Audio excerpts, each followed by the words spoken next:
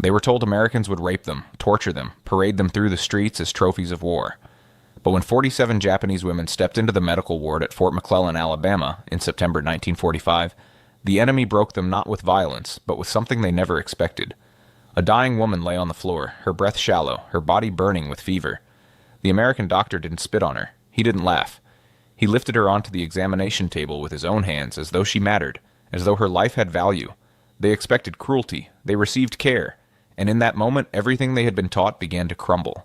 If this story moves you, make sure to like this video and subscribe for more incredible true accounts from World War II. These histories deserve to be remembered. The summer heat hung thick over the Pacific Islands in August 1945. News of Japan's surrender spread through military installations like wildfire, carried on radio waves and whispered conversations. For the American soldiers stationed across the Pacific Theater, it meant the beginning of the end. For the Japanese women scattered across occupied territories, it meant the beginning of something unknown and terrifying. In Saipan, in the Philippines, in occupied China, Japanese women who had served the Imperial Army as nurses, clerks, comfort station workers, and support staff found themselves suddenly without protection. The empire that had sent them thousands of miles from home had collapsed. The soldiers who had promised to defend them had surrendered or died. Now they stood in small groups, exhausted, terrified, waiting to learn their fate. The women wore whatever remained of their clothing. Some still had pieces of their uniforms, the white blouses and dark skirts of nursing auxiliaries, now stained and torn. Others wore simple cotton dresses, patched and repatched until the original fabric was barely visible. Their hair, once carefully maintained according to military regulations, now hung loose or was tied back with strips of cloth. Many were barefoot. Their shoes had worn through months ago. Among them was Keiko, 23 years old, formerly a clerk at a supply depot in Manila. She stood with her arms wrapped around herself, despite the heat, trying to make herself as small as possible. Next to her was Yuki, a former nurse who had tended wounded soldiers in field hospitals until the final retreat. Yuki's hands still bore the scars of working without proper equipment, burns from sterilizing instruments over open flames, cuts from broken glass used as surgical tools when metal ran out. There was also Hana, barely 19, who had been taken from her village in Korea and sent to work in a comfort station. She stood apart from the others, her eyes fixed on the ground, silent. The other women knew better than to speak to her. The shame ran too deep for words. The American soldiers who came to collect them were not what the women expected. There was no violence, no brutality. The soldiers were efficient, businesslike, almost bored. They lined the women up, counted them, checked their names against lists on clipboards. The women kept their eyes down, shoulders hunched, waiting for the first blow that never came.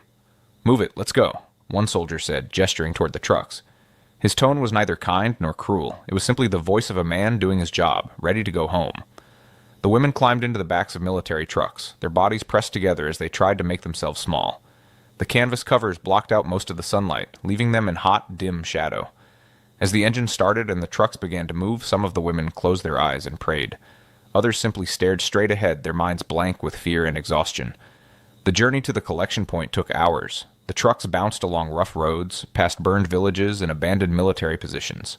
Through the gaps in the canvas, the women caught glimpses of the destruction.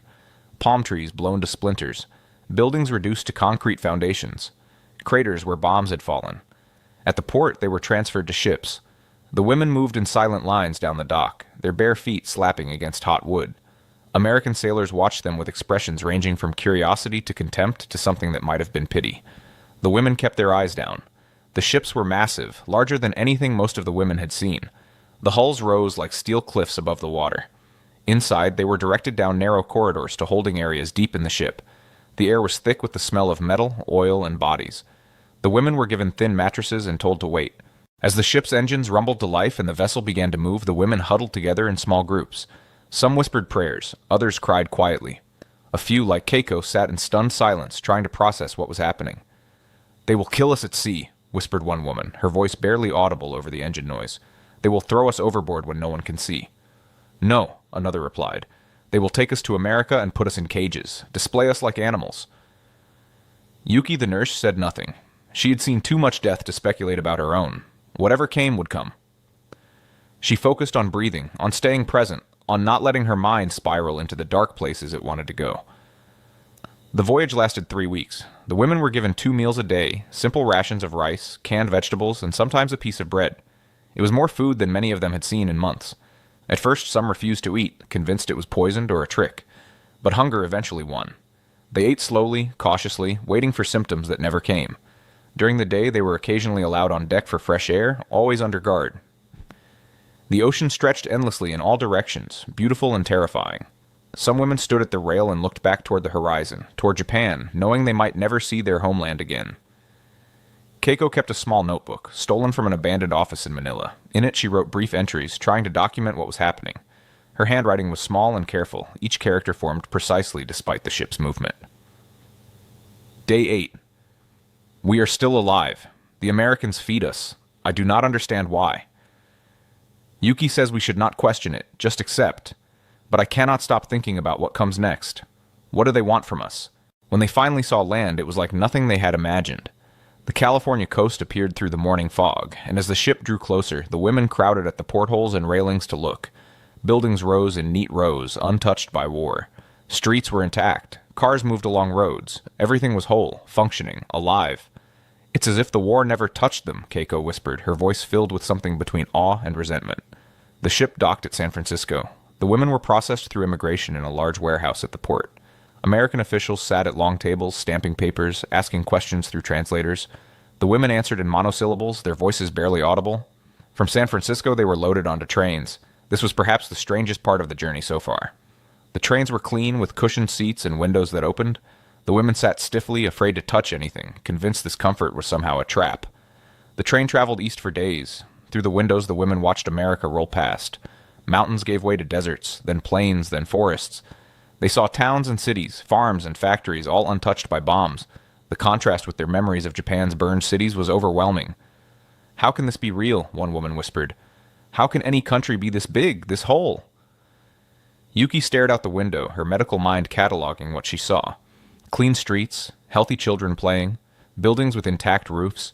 She thought of the field hospital she had worked in, where they amputated limbs without anesthesia and prayed that infection wouldn't kill the patient before blood loss did. She thought of the families huddled in bomb shelters, eating grass and bark to survive. And here was the enemy, living in abundance. The train finally stopped at a small station in Alabama. The heat hit them like a physical force when they stepped onto the platform.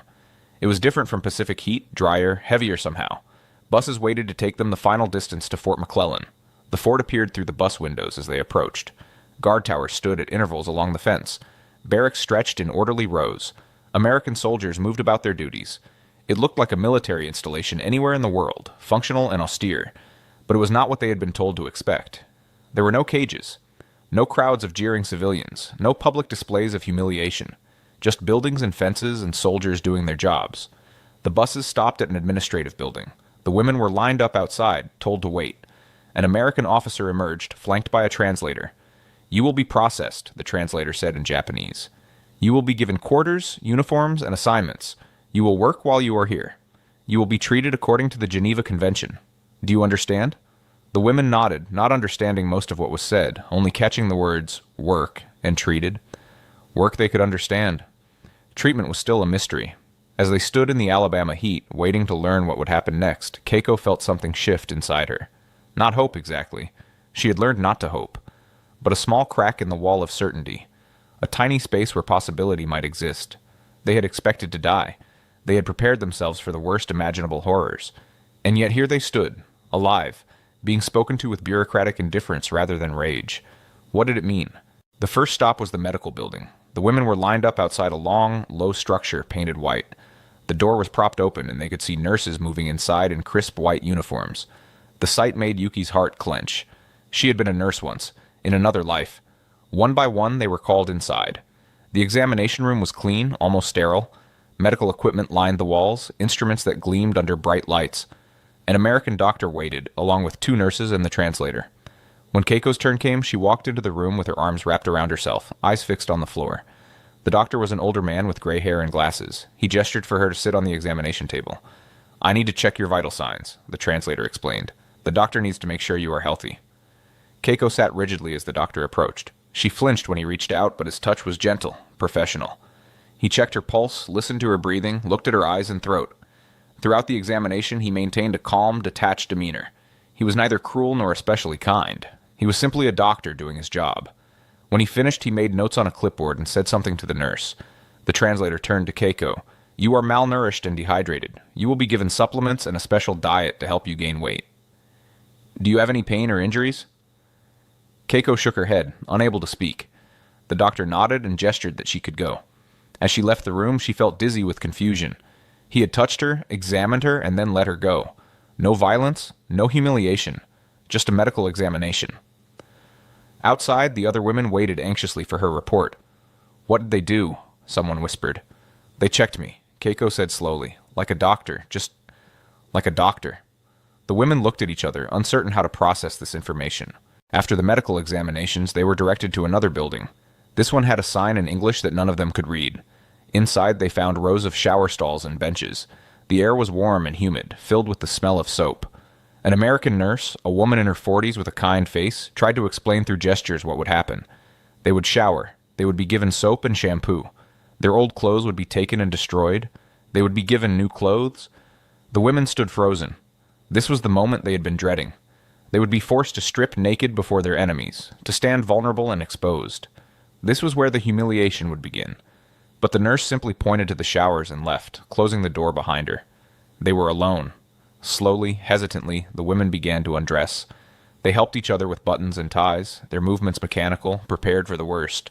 When they were naked, they stood huddled together, waiting. Nothing happened.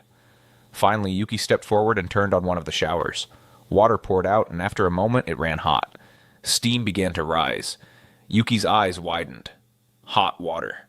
Running hot water. She stepped under the stream and gasped. For the first time in over a year, she felt hot water on her skin. She picked up the bar of soap from the shelf. It was white, unmarked, and it smelled clean. She turned it over in her hands, hardly believing it was real. One by one, the other women joined her. They stood under the showers, feeling months of dirt and grime wash away. Some began to cry, the water mixing with their tears. Others laughed, strange, high-pitched sounds that echoed off the tile walls.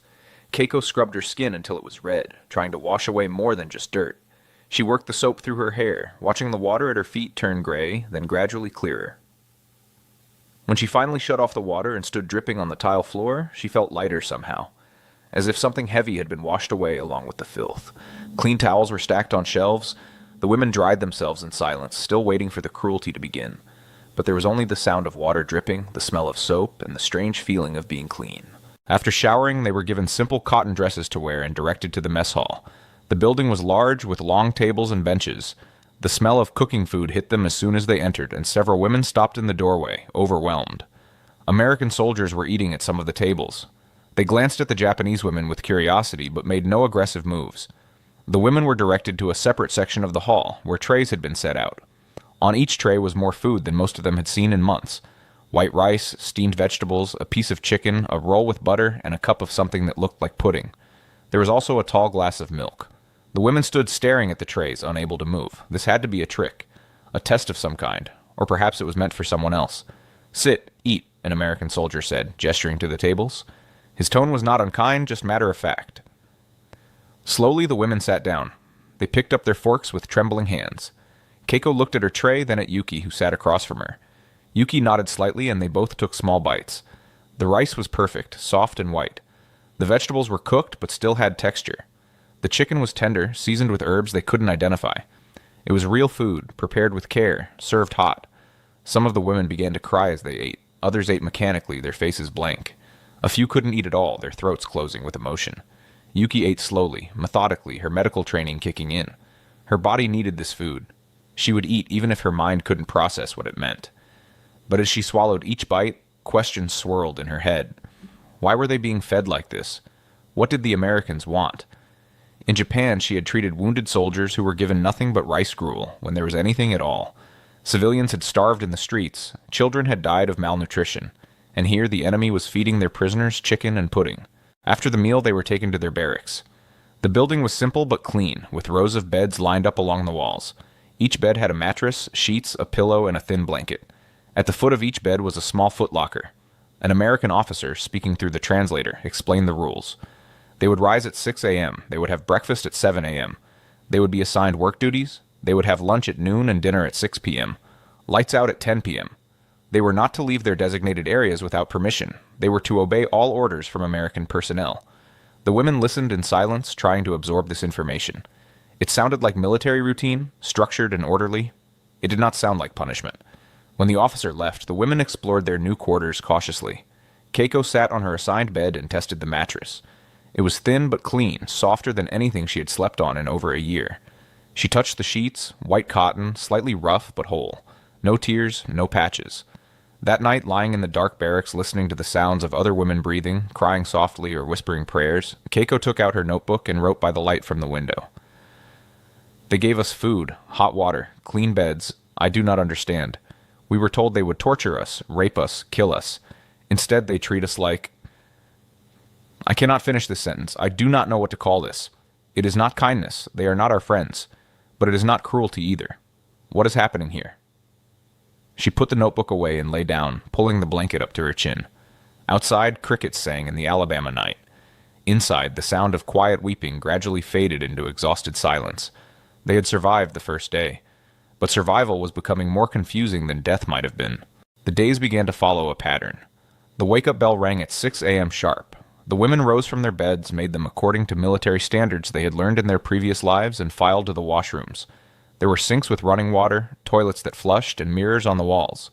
Breakfast was served promptly at 7 a.m. Oatmeal, toast, sometimes eggs, always fruit and milk. The women ate in silence, still unable to reconcile the abundance with their expectations of captivity. After breakfast came work assignments. Some women were assigned to the kitchens, helping to prepare meals under the supervision of American cooks. Others went to the laundry, washing and folding linens. A few, including Yuki because of her medical background, were assigned to help in the camp hospital. Keiko was sent to work in the administrative offices, filing papers and sorting mail. It was quiet, repetitive work that gave her too much time to think. She worked alongside American clerks, who mostly ignored her, speaking to each other in English she couldn't understand. The work was not difficult. No one was cruel. The Americans gave instructions, expected them to be followed, and that was all. It was strangely anticlimactic. At lunchtime, they returned to the mess hall. More food, always more food than they could eat. Sandwiches, soup, fruit, cookies. The portions were generous, the quality good. Some women began to gain weight, their faces filling out, color returning to their cheeks. Afternoons meant more work, then a period of free time before dinner. During these hours, the women gathered in small groups in their barracks or outside in the yard, a fenced area where they were allowed to walk and talk. It was in these quiet moments that the real processing began. As the days turned into weeks, the cognitive dissonance grew stronger. The women had been taught all their lives about American brutality. They had heard stories of prisoners tortured, women violated, enemies shown no mercy. The propaganda had been relentless and specific, and yet day after day they were fed, clothed, given medical care, and treated with the casual indifference of military routine. No one beat them. No one starved them. No one raped them. The contradiction gnawed at them constantly. Maybe they are waiting, one woman whispered during their evening gathering. Maybe this is to make us trust them, and then the cruelty will begin. It has been 3 weeks, another replied. How long do they wait? Yuki listened to these conversations but said little. She was struggling with her own questions. In the hospital, she was allowed to assist with patient care. The American doctors and nurses treated her with professional courtesy. They showed her procedures, let her help with bandaging and medication distribution, even asked her opinion on some cases. It was almost like being a real nurse again, almost like having value. But at night, when she returned to the barracks, the guilt crashed over her like a wave. How could she feel satisfied by this work? How could she take pride in helping the enemy? What would her family think if they knew? Letters began to arrive from Japan, filtered through military censors. The women crowded around anyone who received mail, desperate for news from home. What they learned was devastating. Japan was in ruins. Cities had been reduced to ash. Hiroshima and Nagasaki were gone, wiped out by weapons beyond comprehension. Millions were homeless, starving, struggling to survive in the wreckage of the empire. One woman received a letter from her mother. We have nothing. The house is gone. Your father is sick, but there is no medicine. We eat once a day if we are lucky. I am glad you are alive, but I cannot imagine where you are or what has happened to you. Please come home if you can. The woman read this letter aloud to the others, her voice shaking. When she finished, silence filled the barracks. Then someone asked the question they were all thinking. How can we be here eating 3 meals a day, sleeping in clean beds while they starve? No one had an answer. Despite the overwhelming confusion, small moments began to accumulate. Moments that complicated the simple story of captivity and enemy. One morning, Keiko dropped a stack of files she was carrying in the office.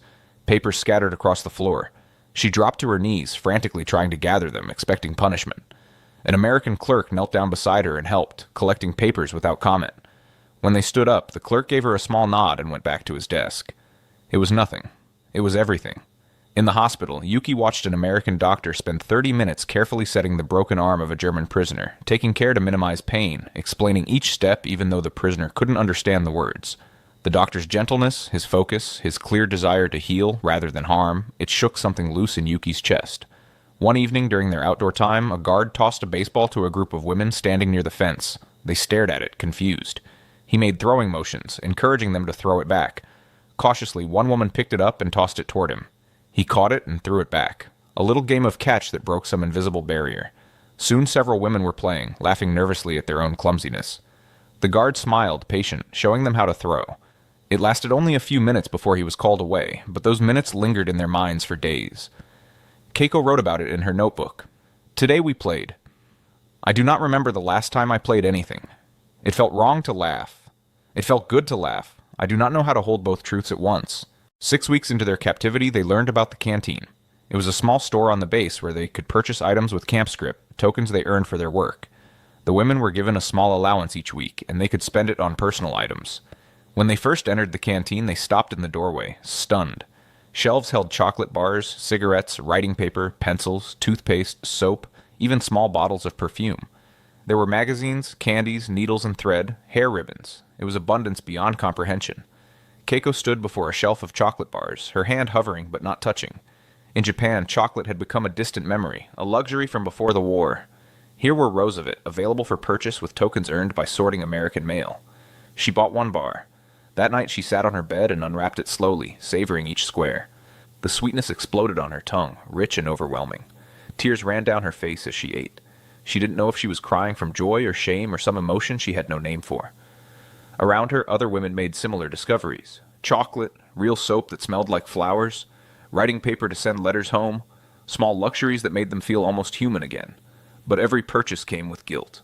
Every moment of pleasure was shadowed by the knowledge of suffering back home. The women existed in a constant state of tension, grateful and ashamed in equal measure. "We are prisoners who live better than we ever did when we were free," Yuki said one night, her voice hollow. "What does that make us?" No one answered. The question was too big, too painful, and the answer seemed to change with every passing day. 2 months into captivity, the internal struggles became impossible to ignore. The women had settled into routine, but routine brought no peace. Instead, it gave them time to think, to question, to confront the collapse of everything they had been taught. Keiko found herself having imaginary conversations with her father. He had been a loyal supporter of the empire, had sent her off to work for the military with pride. What would he say if he saw her now, filing American papers, eating American food, sleeping peacefully in an American camp? Would he be ashamed? Would he understand? Could she even explain it to him? She wrote in her notebook, "I was raised to believe in the superiority of our people, our cause, our destiny. I was told the Americans were demons, less than human, incapable of honor or mercy. Every day here proves those teachings were lies. But if that was a lie, what else was?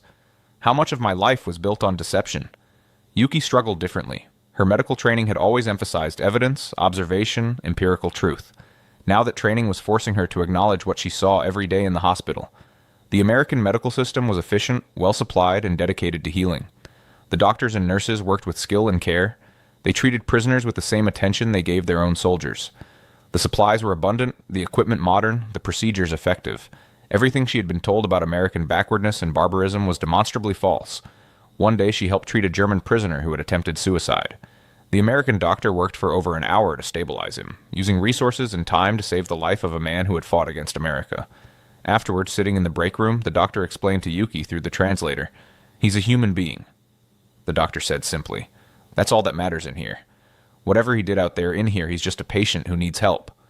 Yuki thought about this for days, the radical simplicity of it. The revolutionary idea that a person's humanity could transcend their nationality, their actions, their allegiances. In Japan, she had watched wounded soldiers being left to die because resources were scarce, and some lives were deemed more valuable than others. She had seen prisoners executed rather than treated. She had participated in a system that ranked human worth. And here was an enemy doctor who apparently didn't. The women began talking more openly about their confusion.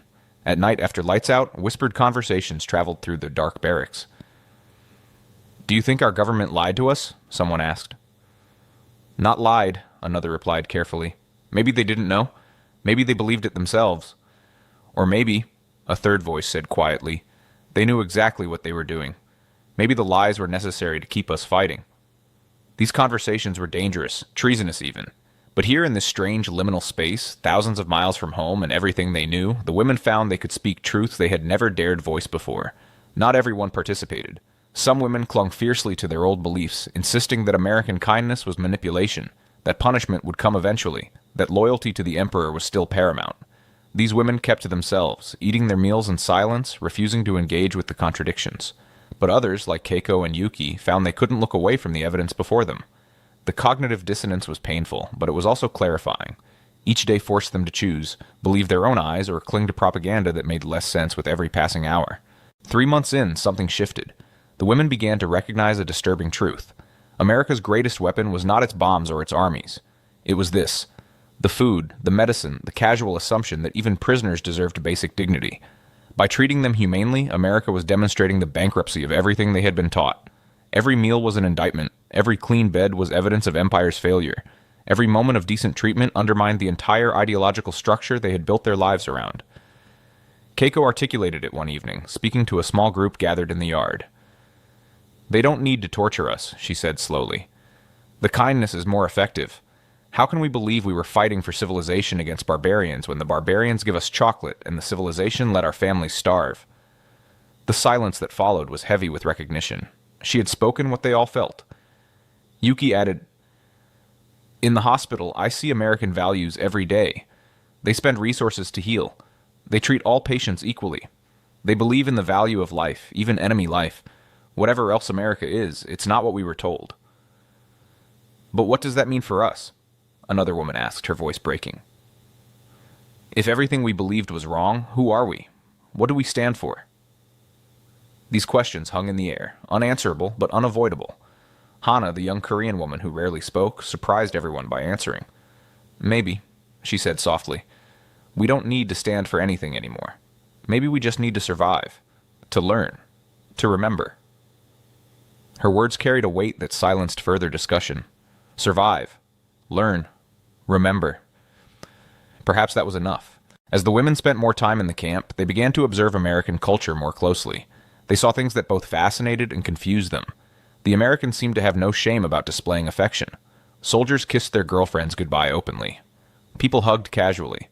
There was a physical ease that felt foreign to women raised in a culture of formality and restraint. The Americans also seemed obsessed with efficiency and fairness. Everything was scheduled, organized, distributed according to rules. Even the prisoners had rights, written down and enforced. It was a system, impersonal perhaps, but consistent. One day, Keiko witnessed an argument between an American private and a sergeant. The private was angry about something, and he spoke to the sergeant with a directness that would have been unthinkable in the Japanese military. The sergeant listened, then explained his decision. The private didn't agree, but he saluted and followed orders. Keiko was stunned. A subordinate had questioned a superior, and instead of punishment, there had been discussion. The hierarchy existed, but it seemed less absolute, less brutal.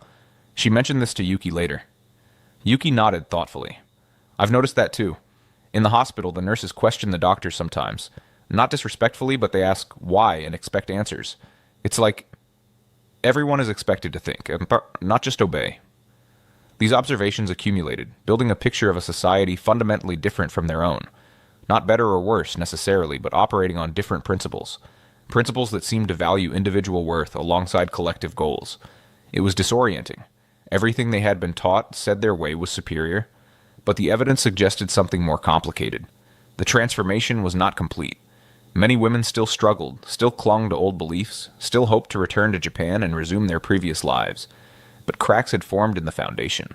Questions had been asked that couldn't be unasked, and in those cracks something new was beginning to grow. 4 months into their captivity, in January 1946, everything came to a head because of a woman named Tomoko.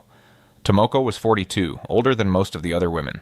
She had been a teacher before the war, recruited to work as a clerk in a military office in the Philippines. She was quiet, dignified, and deeply traditional. She had maintained her reserve throughout their captivity, neither accepting nor rejecting the situation, simply enduring it with stoic patience. In early January, Tomoko fell ill. At first, it seemed like a simple cold. She coughed, ran a slight fever, continued working. But within days, her condition deteriorated rapidly. The fever spiked. She became delirious. Her breathing turned labored. Yuki recognized the symptoms immediately. Pneumonia and severe. Tomoko was moved to the infirmary, but there were no beds available. The flu had been sweeping through the camp, and the medical ward was full. Tomoko was placed on a mattress on the floor in a corner of the ward, a thin blanket pulled over her shaking body. The other Japanese women came to visit when they could. They knelt beside her on the floor, holding her hand, speaking soft words of comfort. Tomoko barely responded. Her breathing was shallow, her skin burning hot. "She's dying," Yuki told Keiko quietly. They stood outside the infirmary, looking through the window at Tomoko's still form on the floor. "Without proper treatment, antibiotics, oxygen, she won't last the week." "Will they treat her?" Keiko asked. "She's just a prisoner. Will they waste medicine on her?" Yuki didn't answer. She didn't know. The next morning, Dr. Harrison, the chief medical officer, made his rounds. He was a stern man in his 50s, a career military doctor who ran the infirmary with rigid efficiency. The Japanese women had seen him from a distance but had few direct interactions with him. When Dr. Harrison saw Tomoko on the floor, he stopped. He knelt down, checked her pulse, listened to her labored breathing. Then he stood and called for the nurses. "Get me a bed," he ordered. "Clear one if you have to, and start her on penicillin immediately. I want oxygen ready and IV fluids. Move." The nurses scrambled to obey. Within minutes, a bed was being cleared, a soldier with a minor injury being moved to a chair to make room. Dr. Harrison turned to the Japanese women who had gathered near Tomoko. Through the translator, he spoke directly to them. "I need help moving her. The nurse is getting supplies. You, the one with medical training," he pointed at Yuki. "Help me lift her. Carefully support her head and back." What happened next was seared into the memory of every woman present. Dr. Harrison, this American doctor, this representative of the enemy, bent down and gently slid his arms under Tomoko's frail body. Yuki moved to support her from the other side. Together they lifted her carefully, Dr. Harrison taking most of the weight, his face set in concentration. He carried her across the ward and laid her gently on the freshly prepared bed. He adjusted her head on the pillow, pulled the blanket up, checked her pulse again. His movements were practiced, professional, but also unmistakably gentle. The entire ward had fallen silent. Everyone was watching. American soldiers, German prisoners, the Japanese women, all staring at this scene, and then someone began to sob. It was Keiko. She stood with both hands pressed to her mouth, tears streaming down her face. The sound broke whatever dam had been holding back the other women's emotions. One by one they began to cry. Not quiet tears, but deep, racking sobs that shook their whole bodies. Dr. Harrison looked up, clearly confused by this response. He glanced at the translator, who seemed equally at a loss. "What's wrong?" he asked. "What did I do?" Yuki tried to explain, but her own voice was choked with tears. You lifted her. You touched her. You carried her like she mattered." Dr. Harrison frowned. "Of course I did. She's my patient. Now please step back so I can work." He turned back to Tomoko, beginning treatment as if nothing unusual had happened. But for the Japanese women, everything had changed. That night the barracks was filled with intense, whispered conversation. The women couldn't stop talking about what they had witnessed. "He touched her," someone kept repeating. "He put his hands on her, lifted her, carried her. An enemy woman, dying, worthless to him, and he carried her like she was precious." "Of course he did," another replied. "To him, she's not an enemy. She's a person who needs help. That's what we saw. That's what they believe." Keiko sat on her bed, still shaken. She had been changing gradually over the months, her certainties eroding bit by bit, but this moment had shattered something fundamental. She took out her notebook and wrote, her hand trembling. "Today I watched an American doctor carry a dying Japanese woman to a clean bed. He used his own hands. He didn't hesitate. He didn't show disgust. He simply did what needed to be done because she was a human being who required care. In Japan, I watched wounded soldiers left to die in hallways because there weren't enough resources and some lives were worth more than others. I watched prisoners executed rather than treated. I participated in a system that assigned value to human life based on nationality and utility. And now I have seen the enemy demonstrate a different value system, one that says a person is a person regardless of everything else. I don't know what to do with this knowledge. It hurts too much. It changes too much. But I cannot unknow it. I cannot pretend I didn't see what I saw. My entire worldview has been built on lies, and I don't know how to rebuild it." Around her, other women were having similar reckonings. Years of propaganda, of teaching, of certainty were collapsing under the weight of one simple act of human decency. Over the next week, Tomoko slowly improved. The penicillin fought the infection. The oxygen eased her breathing. Dr. Harrison checked on her daily, adjusting her treatment, monitoring her progress with the same careful attention he gave all his patients. The Japanese women visited whenever allowed. They sat beside her bed, held her hand, whispered encouragement, and they watched the American medical staff work with something approaching awe. Yuki was allowed to assist with Tomoko's care. She learned to administer the IV medications, to check vital signs, to adjust the oxygen flow. Dr. Harrison taught her patiently, explaining each procedure. "Why?" she finally asked him one day. Why do you teach me? Why do you save her? We are your enemies." Dr. Harrison looked at her for a long moment. Then he spoke slowly, waiting for the translator to catch up. "The war is over. In here, in this hospital, there are no enemies. There are only patients and healers. That's all. I teach you because you want to learn and because you're good at this. I save her because that's my job and because every life has value. It's really that simple." He paused, then added, "I know what you were taught about us. I know what propaganda does. But I hope you'll judge us by what you see, not what you were told. That's all I ask." Yuki bowed deeply, tears sliding down her face. When she straightened, she said in halting English practiced in secret for weeks, "Thank you. I see. I understand." Dr. Harrison nodded and went back to his work, leaving Yuki standing there, transformed. When Tomoko was finally well enough to return to the barracks, 3 weeks after falling ill, she was a different woman. Not just physically stronger, but changed in some fundamental way. She had been cared for, had felt the value placed on her life, had experienced mercy from those she had been taught to hate. The night she returned, the women gathered around her bed. She spoke quietly, her voice still weak. "When I was lying on that floor, burning with fever, I prayed for death," she said. "I thought it would be easier. But he picked me up. He carried me as though I weighed nothing, as though I mattered. And in that moment I understood that I had been wrong about everything." She looked around at the women, tears in her eyes. "We were told we were superior, that our way was the only way, that the enemy was less than human. But I have been shown more humanity by the enemy than I ever received from those who claimed to care for me. What does that mean? What do we do with that truth?" The women had no answers, but they didn't need answers anymore. They needed to acknowledge what had happened, to bear witness to their transformation, to accept that they could never go back to who they had been before. The war was over, but for these women a new kind of battle had just begun. The battle to reconcile two realities, to build new identities from the ruins of old certainties, to learn how to live in a world more complicated than they had ever imagined. The months following Tomoko's recovery were different. The women continued their routines, continued their work, continued living in the strange space between captivity and care, but something fundamental had shifted. They no longer spent their energy waiting for cruelty to begin. They accepted that this was how it would be. Meals, work, medical care, small freedoms. They were prisoners, yes, but treated with a baseline of dignity that contradicted everything they had been taught to expect. Keiko became more proficient at her office work. She learned some English, enough to understand basic instructions and even make small talk with the American clerks.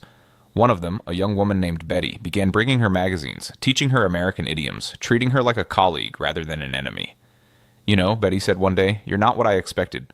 When they told us we'd be working with Japanese prisoners, I thought... I don't know what I thought. But you're just people. Just women trying to get through this." Keiko smiled sadly. "Yes, just people. We are learning this too." Yuki continued working in the hospital, her skills improving daily under Dr. Harrison's tutelage. She was trusted with more responsibilities, allowed to work more independently. The other nurses accepted her presence, even sought her opinion on some cases. It felt like being a real nurse again. It felt like having purpose. But the guilt never fully disappeared. Every moment of satisfaction was shadowed by thoughts of home, of family suffering while she lived in relative comfort. The contradiction was inescapable. In the spring of 1946, news came that they would be returned to Japan. The announcement caused mixed reactions among the women. Relief, certainly, the prospect of reuniting with families, of going home. But also fear. What would they find? What would they return to? And underneath those practical concerns ran a deeper anxiety. How would they explain what had happened to them? How would they describe their treatment? Would they be believed? Would they be condemned for adapting, for surviving, for working alongside the enemy? "I'm afraid to go back," Keiko admitted one night. "Not because I want to stay here, but because I don't know who I am anymore. The person who left Japan doesn't exist. The person going back is someone different." Many women shared this feeling. They had been changed by this experience in ways they couldn't fully articulate. They had seen their enemies be more humane than their own leaders. They had received mercy when they expected cruelty. They had learned that the world was more complex than propaganda allowed. How do you return to simplicity after complexity? How do you unknow what you've learned? The last week at Fort McClellan was strange. The women packed their few belongings, said goodbye to the places that had become familiar. The barracks that had sheltered them, the mess hall where they had learned to eat without fear, the offices and workspaces where they had found purpose. Some of the American staff seemed genuinely sorry to see them go. Betty gave Keiko a small photo of them together, taken one afternoon in the office. "Remember me," Betty said. "Remember that we can be friends, even after everything. Dr. Harrison called Yuki into his office on her last day. He handed her a letter of recommendation, written in English. "You're a good nurse," he said through the translator. "Don't let anyone tell you otherwise. Don't let what happened to your country make you forget your own skills and value. You saved lives here. You can save lives there. Medicine is medicine regardless of politics." Yuki took the letter with shaking hands. "I will never forget," she said, "what you taught me, what you showed me. I will try to be worthy of it." The day of departure arrived. The women were loaded onto buses, then trains, retracing the journey they had made months before. But they were different travelers now. They had arrived terrified, convinced they were heading toward death. They left confused, grateful, and fundamentally changed. The ship that took them back to Japan was crowded with returning prisoners and displaced persons. The women stayed together, a unit bound by shared experience. They talked endlessly about what they would find, what they would say, how they would explain. When the Japanese coast finally appeared on the horizon, many women began to cry. Home. After everything, they were going home. But the Japan they returned to was unrecognizable. The ship docked at Yokohama, and the women stared in horror at what had become of their country. Entire neighborhoods were gone, reduced to ash and rubble. Survivors moved through the ruins like ghosts, their faces hollow with hunger and despair. The contrast with America's abundance was obscene. The women had known intellectually that Japan was destroyed. But seeing it, smelling the ash, hearing the silence where cities should have been alive with sound, it broke something in them. They were processed through a repatriation center, given small amounts of money, and released to find their own way home. Many had no homes to return to. Families had been scattered, addresses no longer existed, entire communities had been erased. Keiko searched for 2 weeks before she found her mother, living in a refugee camp on the outskirts of Tokyo. When they finally saw each other, they fell into each other's arms, both crying too hard to speak. Later, when they could talk, her mother asked, "Where were you? What happened?" Keiko tried to explain. "I was in America. I was a prisoner. They treated us well. They gave us food, medicine, work. They didn't hurt us." Her mother stared at her, struggling to understand. "The Americans? They were kind to you?" "Yes," Keiko said quietly. "They were kind, and I don't know how to feel about that. We were enemies. They destroyed our country, but they treated me with more dignity than I had any right to expect." Her mother held her hand tightly. "Then you were lucky," she said finally. "You survived. That's what matters. You can sort out the rest later." Decades passed. The women who had been prisoners at Fort McClellan scattered across rebuilt Japan, making lives for themselves in the new reality. Some never spoke of their experience. Others told carefully edited versions, leaving out the parts that didn't fit the expected narrative. Yuki became a nurse again, working in a Tokyo hospital. She used the skills Dr. Harrison had taught her, implementing American medical procedures, advocating for patient-centered care. When colleagues asked where she learned such techniques, she told them. Most didn't believe her. Keiko became a teacher, like Tomoko had been before the war. She taught her students about the importance of looking beyond propaganda, of judging people by their actions rather than their nationality. She never explicitly told them about Fort McClellan, but the lessons she had learned there informed everything she taught. In 1985, 40 years after the war's end, several of the former prisoners organized a reunion. 12 of them managed to attend, elderly women now, gathering in a small restaurant in Osaka. They shared memories, filling in gaps, comparing notes on what had become of their lives, and they talked about the experience that had defined them. "Do you remember when Dr. Harrison carried Tomoko?" someone asked. Everyone nodded. Of course they remembered. It was the moment everything changed. Tomoko, now in her 80s but still sharp, spoke quietly. "I've thought about that moment every day of my life since. Not because it was extraordinary, but because it shouldn't have been. Basic human decency shouldn't feel like a miracle, but it did, because we had been taught to expect so much less." She paused, then continued. "I think that's what I want people to understand. Not that the Americans were perfect. They weren't. They had destroyed our cities, killed millions, occupied our country. But in that moment, in that hospital, they showed me that enemies can still recognize each other's humanity, and that recognition can change everything." The women sat in silence, reflecting on this truth. They had lived it, they had been changed by it, and in their own small ways, they had spent the rest of their lives trying to pass that lesson forward. And so a simple medical table in an Alabama camp became the site of a quiet revolution. Not the kind that makes history books, but the kind that changes individual hearts. For 47 Japanese women, that moment when Dr. Harrison lifted their dying friend proved that everything they had been taught could be wrong, that enemies could show mercy, and that humanity could transcend nationality. The war had been fought with bombs and bullets, but for these women, the real transformation happened in mess halls and hospitals, in moments of unexpected kindness and uncomfortable recognition. They learned that propaganda could lie, that governments could manipulate, and that the truth was always more complex than anyone wanted to admit. Years later, Keiko wrote one final entry in her old notebook, the one she had kept throughout her captivity and carried home to Japan. We expected cruelty and received care. We expected hatred and received indifference, which was somehow better. We expected to be treated as less than human, and instead were shown that humanity exists even between enemies. The Americans didn't just defeat us with their weapons. They defeated our ideology with soap and medicine and clean beds and one doctor's decision to carry a dying woman to a hospital bed. That gesture changed more than their war machines ever could. It changed us. And we could never go back to who we were before. The story of these women is not widely known. It doesn't fit neatly into narratives of heroes and villains. But it's a story worth remembering because it reminds us that in the midst of history's greatest violence, small acts of decency can crack open the hardest hearts. Sometimes mercy is more powerful than cruelty. Sometimes kindness is the most effective weapon. And sometimes the hardest truths to accept are the ones that force us to question everything we thought we knew. If this story moved you, please like this video and subscribe to our channel. There are thousands of untold stories from World War II, human stories that complicate our understanding of war, peace, and what it means to be human. These stories deserve to be remembered and shared. Thank you for listening.